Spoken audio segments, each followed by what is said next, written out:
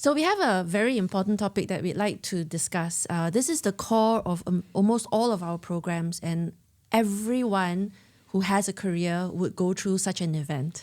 Tell me, what is it? It's called a career crossroad. Yes. So what's a career crossroad? So a career crossroad is a point in your career when you actually feel like, what do I do next? Should I do this? Should I do that? Should I quit my job? Should I exit the industry I'm in? Should I quit the function or the role I've been in for the past 15 years? And it's something which a lot of our clients come to us with, don't they? Yeah, and I have another question. Do you think career crossroads happen once, twice, multiple times in one's lifetime? Actually, I think it happens multiple times. It does, but, isn't it? From my experience, in 2015, I published a book called Your Career Crossroads, a Headhunter's Guide to Career Strategy.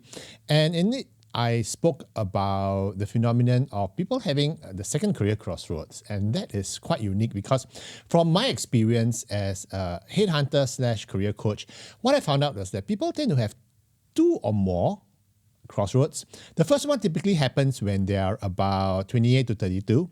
And that happens after about 5 to 8 years of work. And then you figure out, like, what do I do? Should I stay? Should I leave? Because you might have accidentally fallen into the role or into the industry. Like when you first started out, you fell into the technology sector. I've always been in technology. I never left technology, but I added on other flavors. Mm-hmm. And so to your point, the clients who come to see us usually have, there are many types, and usually they have a question that they're trying to answer and they're trying to figure out. And a lot of them are kind of paralyzed a little bit by fear, by lack of information, by not knowing what is out there next. The unknown, the great unknown. So we've looked at patterns and realized that there is this other career crossroad that is a lot bigger than most crossroads. Correct. Because some crossroads are kind of like, okay, well, I'm looking for my next growth. I'm looking to get a promotion. I'm looking for more because it's been boring. But then there are those that are like questioning their very existence. Yeah. To be or not to be, that is the question. And a lot of times this happens around the age group of about 38 to about 42 to 44. So this happens a lot during that phase, and it's what we call your second career crossroad, because you might have had the first one, or if you're lucky, you never had the first one. But whether you call it the first, second, or the third, or the fourth one, basically, when you're at that stretch and you're wondering what you want to do next, that's where it gets tricky because the risks are high, and I think sometimes it's more of an existential crisis. Yeah, it's what sometimes is known as a mid-career crisis or mid-life crisis. Yeah, sometimes it crosses together with a midlife crisis. It does. It sort of confluence. Everything just kind of connects together. So you've heard of the quarter-life crisis. I think you went through a couple of those. I went through. and that's every other when, week is a crisis for me. Because in our early years, we're kind of we're discovering ourselves, isn't it? We're trying to figure out where we really fit, whether or not the career choice made sense. And I bet you majority of the people who are listening to us now are not in the career that they studied for. That's true. I'm just saying. Or the career which they had intended to get into. A lot of industries we get into, we tend to accidentally fall into it. Like I accidentally fell into headhunting. Oil and gas first, then headhunting. In fact, the only career which I didn't accidentally fall into was this. Because I had a career strategy. But let me ask you again, why is the second career crossroad more important or of greater consequence? Yes, it is of greater consequence. Not necessarily more or less important, because I think that scale, it depends on who they are.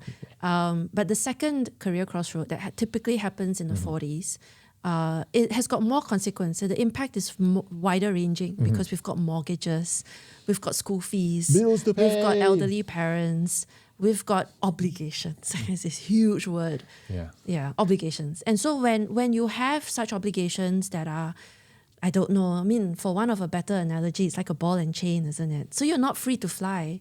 You're not going to be as adventurous as you were when you were in your 20s, because you're going to be thinking, gosh, if I do this and it fails, I lose my home.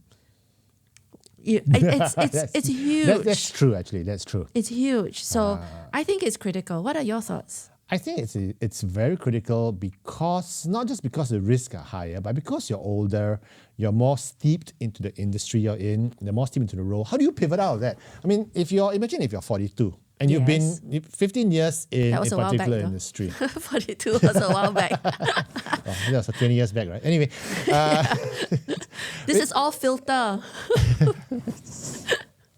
we are somewhere else virtually having this conversation Yeah, yeah. from our cribs. So anyway, when we were having a conversation the last time, and I was talking to this other individual, and he was telling me, I've been in this industry for 18 years. How do I get out of it? Because I'm Yeah. sick and tired of it. And the irony is, the better you are, the more successful you are, especially if you're a high flyer, the earlier you feel the pain and the itch and the Yeah. desire to leave. And therefore, the career crossroad, the desire to move out gets even more compelling. And, it's Yeah. going to ache a lot more. But also at the same time, because you've been there so long, you're entrenched.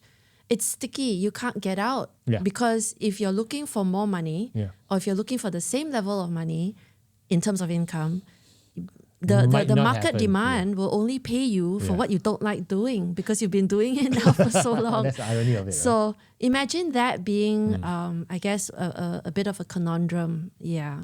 And sometimes you got to consider whether or not the market even has opportunities for you to get those, to pivot out. Can you imagine if you were head of supply chain and suddenly you decide to move out and become a film director? Yeah. That's what you've always wanted to do. Yes. You've done it as a hobby, and you're Yes. trying to get out, and you realize that it's maybe a little bit harder Yeah, to get I out of know what supply you mean. chain. And sometimes you might just see a need for you to move into a particular area, but it's way, way, way ahead of its time. So, for instance, you got this fantastic business idea of doing this and that, but the market's just not ready Not for ready. it yet. At least maybe not Singapore. Not in Singapore. And then in order for you to try to pivot out, you have to leave the country or you got to go to another country. Yeah. And maybe it's a little bit harder for you to do so Yeah. because you've got school fees and mortgages. And a lot of people think that if I did it today and I had the first mover advantage, the early bird gets the worm. But in reality, it's not the early bird that gets the worm. It's the second mouse that gets the cheese. Yes. You know So what I mean? true. You know what I mean? Because You get cheese. the first mouse died. Yeah, splat. Yeah. So sometimes you don't want to be the first mouse. So there's a lot of uncertainty and Considerations. consideration. That's why my question for you is this: what are the symptoms then of a second career crossroad?